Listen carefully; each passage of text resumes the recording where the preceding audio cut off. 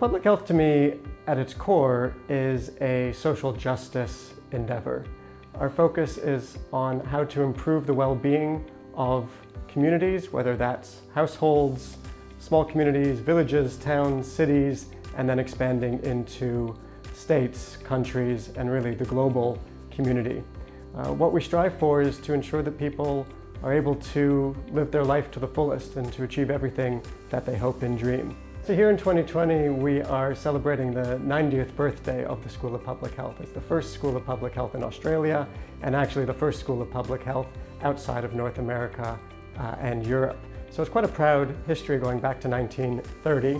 We've actually been in the same building since 1930. And even just in this office here, we have honors, theses, and dissertations from Masters of Public Health students reaching back into the 70s and even into the 60s and 50s. I look back and I see some of the names and topics that our students have covered over the last 50, 60 years. And it's amazing to see some of the most eminent names in public health who have trained here with us.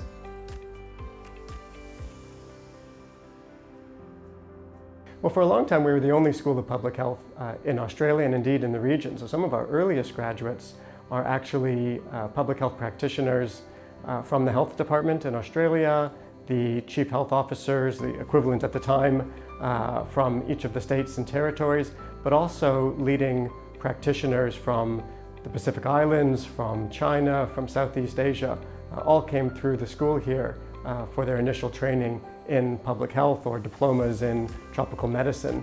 And then further from there, when we were the main training institution, the people who were working on malaria control during World War II, the people who were assessing cancer rates in the 50s and 60s, the initial data, the initial analysis of cancer in Australia came from here.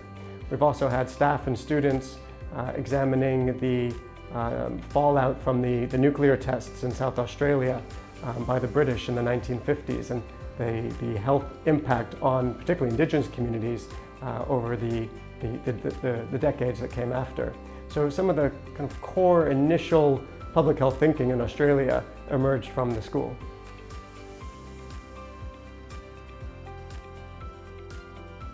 We've been in the field of public health now for 90 years. But I think as we find ourselves here in 2020, I think everyone would agree that public health has never been more important.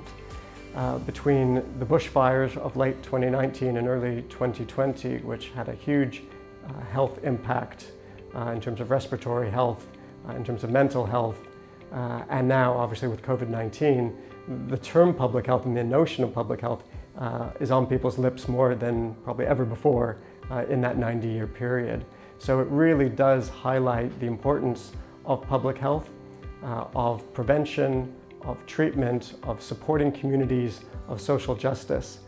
So our staff and students have probably never been busier and are continuing to tackle some of the biggest issues facing Australia and really facing the world.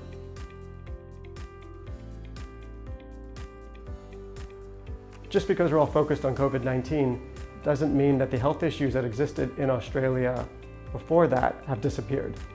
So we're still continuing our national leading work on physical inactivity, on tackling obesity, on healthy diets, on improving the health system to better serve people so that there aren't these people who get lost in the shuffle in the health system here with large out-of-pocket payments. We're still working on addressing chronic kidney disease. We have been one of the leading universities in the world on fighting smoking.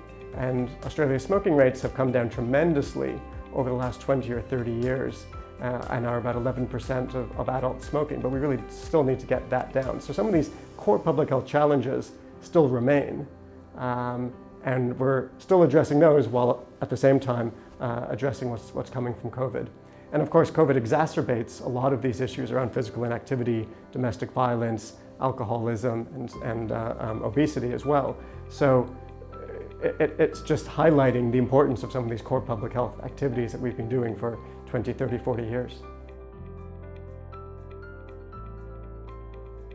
I love this job and I love working with this community of academics. They are practitioners. They care about social justice, they care about people, and their core business every day is thinking about how do we improve the health of populations around the world, with a particular focus on vulnerable communities.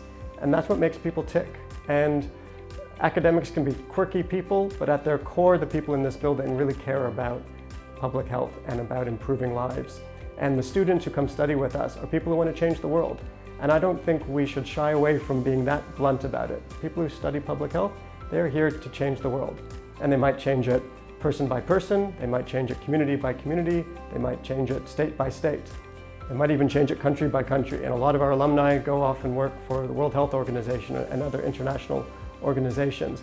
But their vision is to make the world a better place. And we sing that proudly.